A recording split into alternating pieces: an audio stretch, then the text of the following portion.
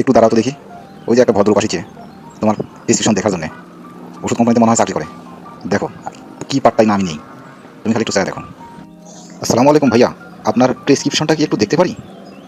কেন দেখাবো, কী জন্য দেখাবো? এই আপনাদের টাকা খেয়ে তো ডাক্তাররা প্রোডাক্ট লাগে, অসুখ সারে না। এই যত ঝামেলা সব ওষুধ বিয়ারি, ওষুধ দালাল, আপনাদের কারণে তো ওষুধের অসুখ সারে না। আমার প্রেসক্রিপশন আপনি দেখাবো কি জন্য? ফালতু কোথাকার।